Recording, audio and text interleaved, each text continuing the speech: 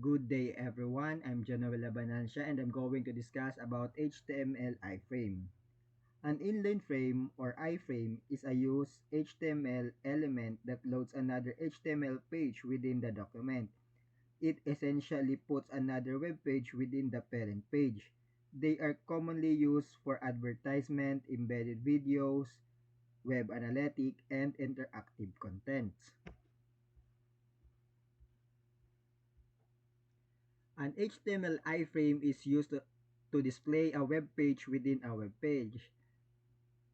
Yakan na kanina sa introduction, ano, ang parent web page, bubutangan pa another web page.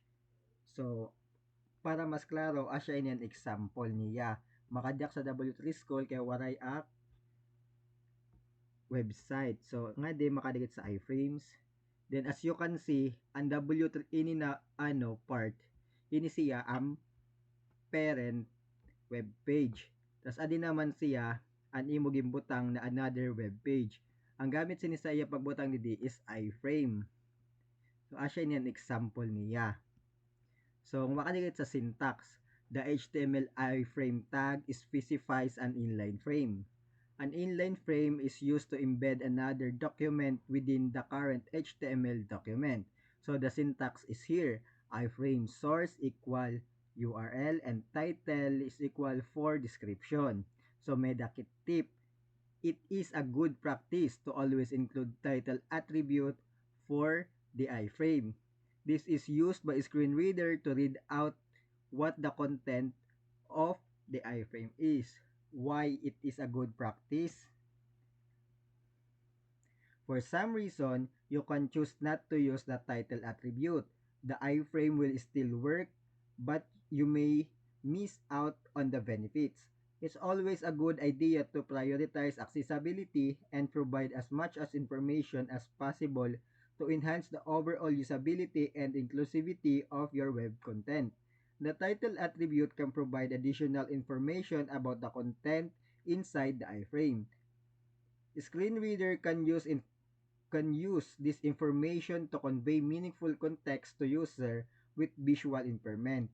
Not using title attribute might result a less accessible experience for the user. So, asyeton asya good practice ang paggamit sa title. So, sa iframe, pwede mo i-set ang height and width. Use the height and width attribute to specify the size of iframe. The height and width are specified in pixels by default. So, ang default size niya is by pixels. Or you can add the style attribute and use the CSS height and width properties. So, pwede ka gumamit height and width attribute then pwede ka liwat gumamit CSS. So, in iframe, pwede mo liwat i-remove ang border. So, by default, an iframe has a border around it. To remove the border, add the style attribute and use the CSS border property.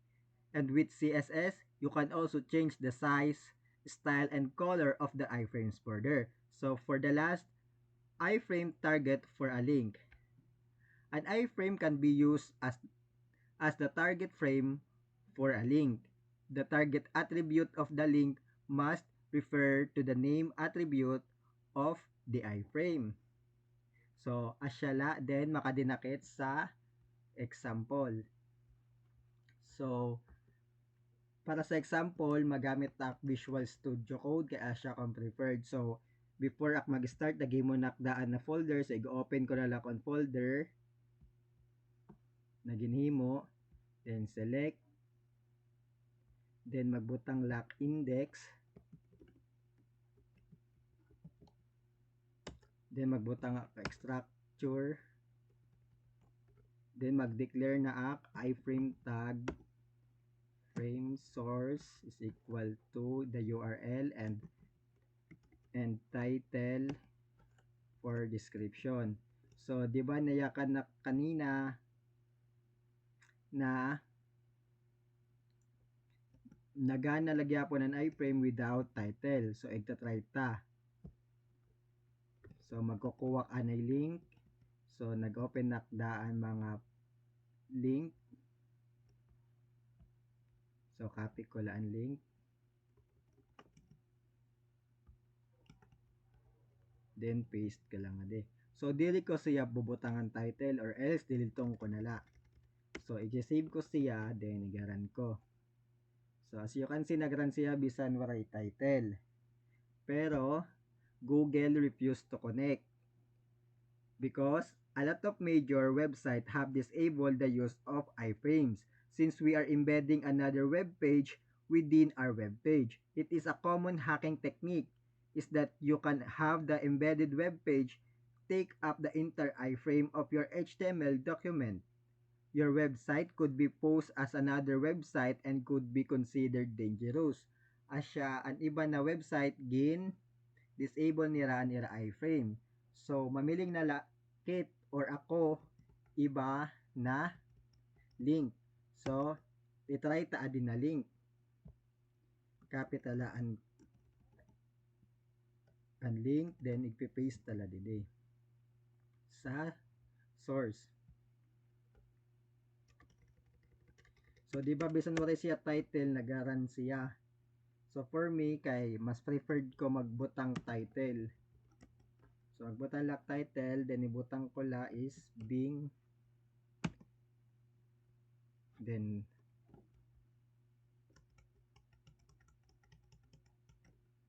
refresh. Wala ko pang may ma-save, save, refresh. So, asya neton. Sa iframe, asya ko talagang iya pinaka height and width. So, di ba dide, pwede kit mag-set height and width without CSS style. So, itry ta na ipagbutang height and width la. So, sa height, butang kit 700 pixels and for the width, butang kit 100%. So, save, refresh, then asya na. Asya na ni siya, iframe na ini. So, dide, i-remove tan iya border. So, by default, magbubutang kit style. So, yung adi na height, pwede dala siya igsulod sa style. So, itry ta na siya igsulod sa style. Style, height, 700 pixel, then width,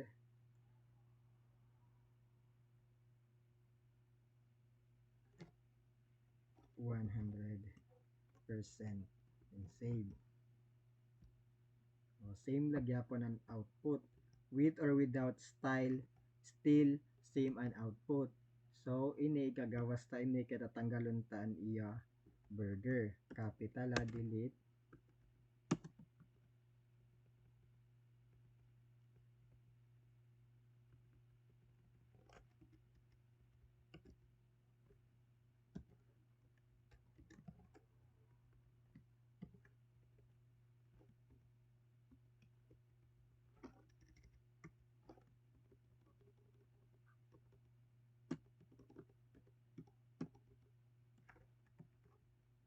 Mag-add kit style para i-remove ang border.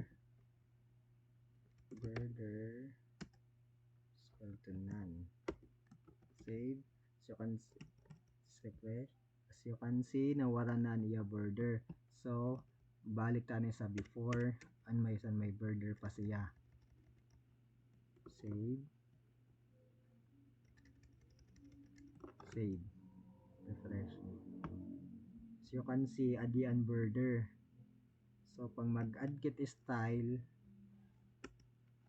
border, none, save, refresh, nawara na niya border. So, nadinan, mag-proceed na kit sa last, sa iframe, target link, target a link.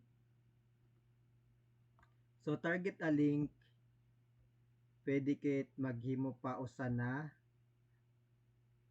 HTML documents. Mag-analakit ide, then HTML. save. Asya ini an asya natin an example san embed another document within the current document. So, imagine nala ade magbutang lap H1 embedded document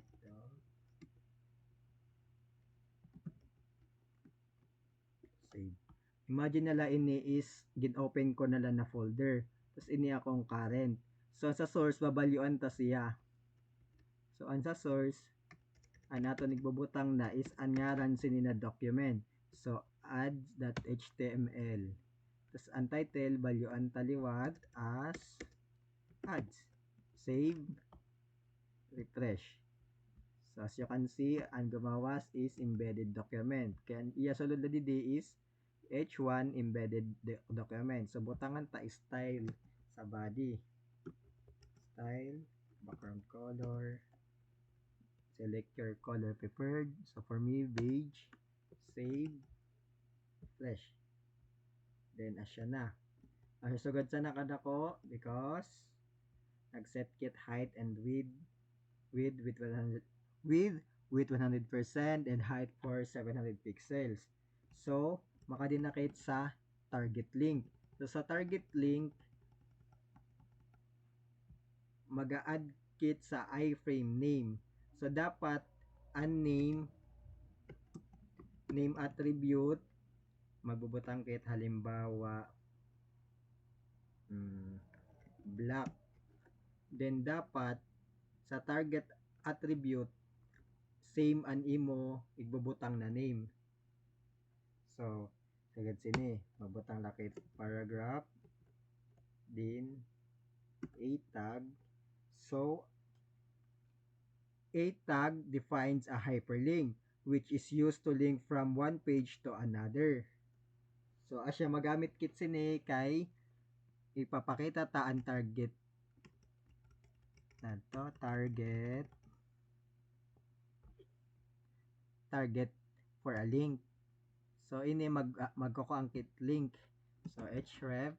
So, href specify the URL of the page link goes to kung ano ang link na iyahingad tuan. So, bawa, ang iya link is magkuwakit didi Wikipedia. Capital ang link. Then, paste. Then, magbutang kit didi www.wikipedia.com. Save. Then, as you can see, embedded document, asya lang sulod san usana document, then didi, asya liwat ini. Try tanay tanggalon ibahon an height and width. So, sa height, siguro, umunta nala ini 500. Nasobrahan 500. Then, sa width naman, same, 500 la.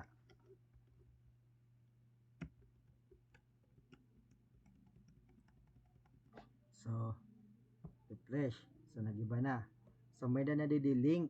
Asya na ini asya ang gumawas kay tungod nagbutang kit a tag. Asya nagkamay da link. So, pag pinduton ta ang link, is magawas ang Wikipedia. Asya to ang targeting link. Although, pag ang sa gawas is embedded document, ang nakabutang is adina document. Halimbawa, di ba, na kung example is ini an akon old na document nagbubutang kula sa akon current document. So, asyan sulod. Pero once nagimpindot nimo ani na link, mahingad to ka sini na link. Halimbawa sa Wikipedia kung ano naka-indicate na link. So, pag pindot nimo, mahingad to ka sa Wikipedia. So, when the target attribute of a link matches the same of an iframe, the link will open in the iframe. Kaya di ba nag-set kit name attribute sa iframe?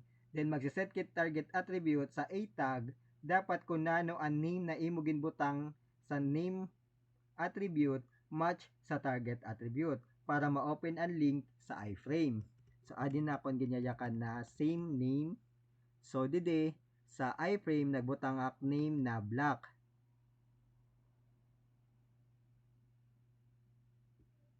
Then so may kulang pa ak. Then dapat didi sa href pala, sorry, mag-add kit target is equal to black. Save. Ito. Back.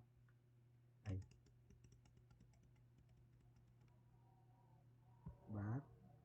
Sorry, may dangang kulang din. Pindutuntan Wikipedia. So, almost same result. So, kulang pala. Refresh. Then, siya na. Sorry, kay nagkulang ak ngayon target attribute. So, wrong ko lang ang explanation. So, when the target attribute of a link match the same of an iframe, the link will open in the iframe. Kaya diba nag-set ak name sa iframe, then sa a tag nag-set ak target. So, once naging click ko an link dide, ini man an iframe na may nakabutang na embedded document, so ang madi-display dida is wikipedia.com. So, pag pinduton ko, wikipedia.com. And that's all. Thank you.